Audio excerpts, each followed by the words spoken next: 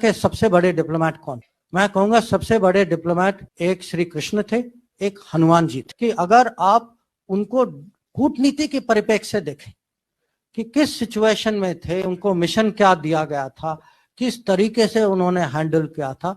और हनुमान जी ने तो माने उसके साथ इतना इंटेलिजेंस भी, और मिशन के आगे भी बढ़ गए थे। उन्होंने सीता को वो कांटेक्ट भी किया था, पूरी लंका की खबर ली, लंका को जला भी दिया। हम कभी कभी हम कहते हैं अरे पाकिस्तान ने ये किया वो किया, चलो हम स्ट्रेटेजिक पेशेंस दिखा। स्ट्रेटेजिक पेशेंस का सबसे अच्छा उदाहरण जो है वो कृष्ण भगवान जिस तरीके से उन्होंने शिशुपाल को हैंडल किया कि 100 बार उन्होंने क्षमा किया, 100 बार। उसके बाद ये कहते हैं कि जो इंडिया की डिप्लोमेसी है, वो अगर महाभारत टर्म में देखा जाए तो वो कहता है कि जो ग्रेटेस्ट डिप्लोमेट है वो श्री कृष्णा और हनुमान जी थे।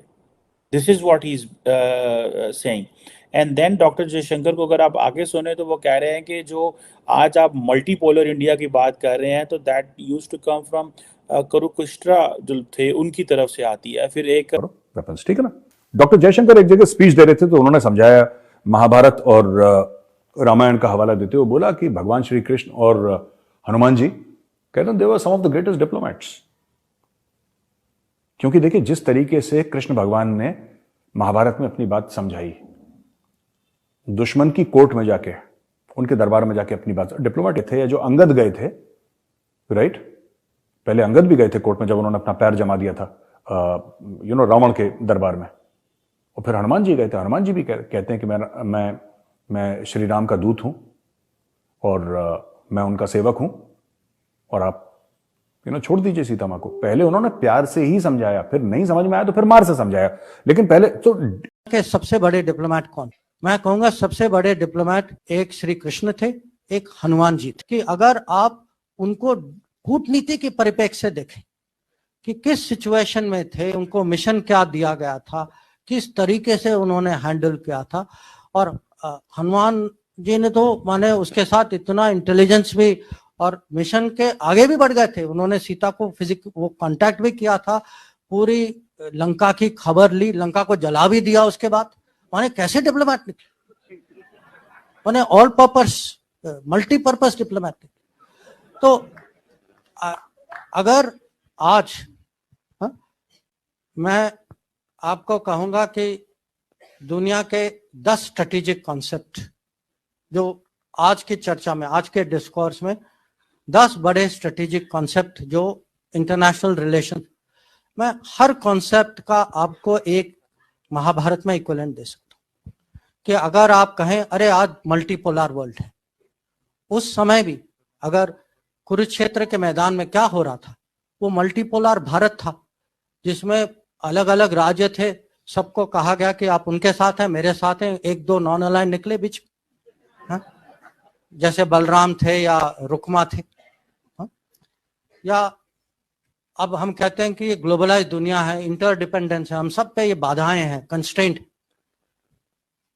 अर्जुन की दुविधा क्या थी? कंस्ट्रेंट ही थी कि वो इंटरडिपेंडेंट थे, इमोशनली इंटरडिपेंडेंट थे कि मैं अपने रिश्तेदारों के खिलाफ मैं कैसे लड़ाई करूं। पर वो भी वो फिजिकल मटेरियल इंटरडिपेंडेंस नहीं था, पर इमोशनल इंटरडिपेंडेंस था।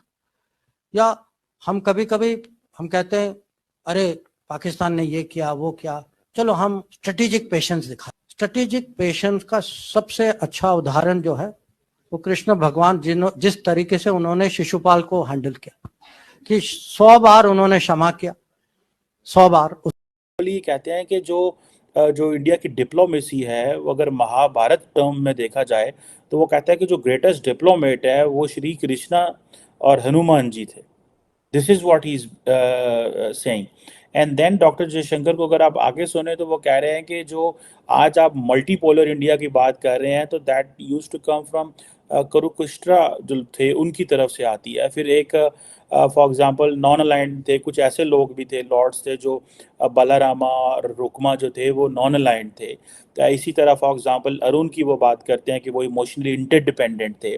और कुछ ऐसे भी थे जैसे फॉर एग्जांपल कृष्णा जो थे वो स्ट्रेटेजिक पेशेंस दिखाते थे और बहुत चीज़ों को फॉरगिव कर देते थे। अब नाउ इसी तरह और बहुत सारी चीज़ें हैं कि आजकल क्योंकि दुनिया में रूल्स बेस्ड ऑर्डर की बात हो रही है, तो करण जो थे वो इस तरह की चीज़ें जो है वो कहा करते थे।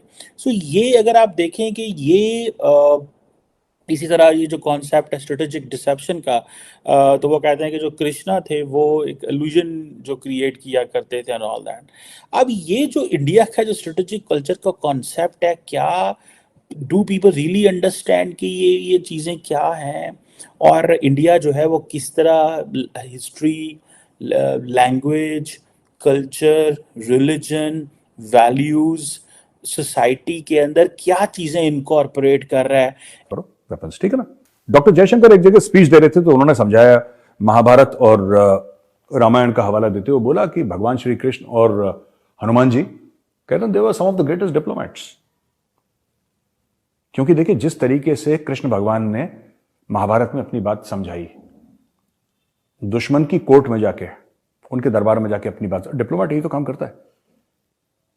और जब वो नहीं समझे फिर महाभारत हुआ, लेकिन समझाने की पूरी चेष्टा करी, समझाने की, पांडवों की तरफ से भी और श्री कृष्ण की तरफ से भी। युद्ध को जितना टाला जाए टाला गया। और टाला वर्ड जो मैं यूज कर रहा हूं ये नहीं कि उन्होंने पोस्टपोन कर दिया किसी तरीके से, उन्होंने बोला कि नहीं यार देखो हमारे भाई हैं, हम नहीं लड़ना चाहते।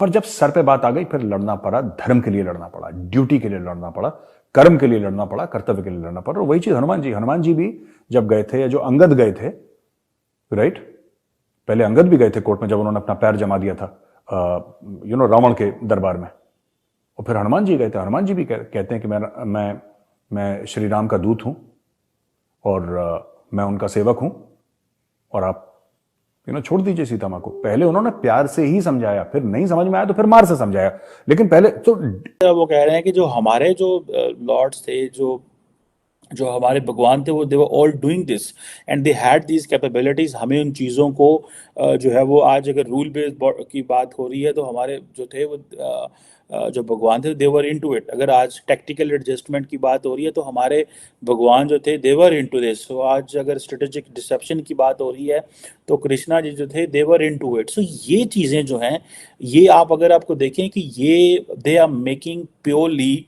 N India which is completely different, which the previous governments have been thinking. So वो कह रहे हैं कि this is a paradigm shift, this is a new India। ठीक है जी। और ये 75 साल हो गए हैं, आज हमें जो है वो अपनी जो इंडिया के अंदर डिटर्मिनेशन हो या इनोवेशन हो, या जो आम जो इंडियन है उसको हमने एम्पावर करना है। सो लेकिन they are finding all this. और बहुत सारे लोगों का ये भी कहना है कि शायद जैसे for example they are instilling and they are incorporating so much of the religion into the diplomacy, into the politics। तो ये हमारे खून में है ना, ये सब चीजें। आप कभी भी अपनी डिप्लोमेसी करेंगे, आप अपने फॉरेन अफेयर्स चलाएंगे, आप डोमेस्टिक पॉलिसी करेंगे, आप अपनी जड़ों से कैसे दूर हो सकते हैं? आप कैसे दूर हो सकते हैं अपनी जड़ों से? जो मुल्क ना पराई जड़ों पे, जो पेड़ जो है पराई जड़ों पे खड़ा होता है, पेड़ गिर जाता है। पाकिस्तान के साथ क्या हो रहा है? पाकिस्तान के साथ इकोनॉमिक क्राइसिस और डिप्लोमेटिक क्राइसिस ये बड़ी बात नहीं है। ये तो हर कंट्री, इंडिया में नहीं था 1990s में, इससे ज्यादा जबरदस्त था। पाकिस्तान में तो कुछ भी नहीं है, भारत में तो बहुत ज्यादा संगीन मामला हो चुका था। लेकिन आप एक बात तो सोचिए कि भारत ने कभी जो पराई चीज है ना, ठीक है, जो भी अच्छा था उसको अपनाया। लेकिन ये खासतौर से मुझे जयशंकर साहब की ये बात अच्छी लगी कि उन्होंने रेफरेंस दिया अपनी रूट्स का, उन्होंने महाभारत और रामायण का रेफरेंस दिया। मुझे लगता है बहुत बड़ी बात है। और हम लोग तभी स्ट्रांग होंगे जब हम खुद, ये भी एक किस्म की आत्मनिर्भरता है। while we study Sun Tzu and we study Clausewitz and we study Guderian and we study Patton and we study Rommel, we also need to study General Zorawar Singh. We need to study we need to study Chanakya. We need to study the campaigns of Chandragupta and Samudragupta. We need to understand the campaigns of Chhatrapati Shivaji Maharaj. ये सब ना हमें foreign policy, जब हम foreign policy की बात करते हैं, you must also understand the mindset of Guru Govind Singh ji Maharaj when he wrote Zafarnama. जब उन्होंने जफरनामा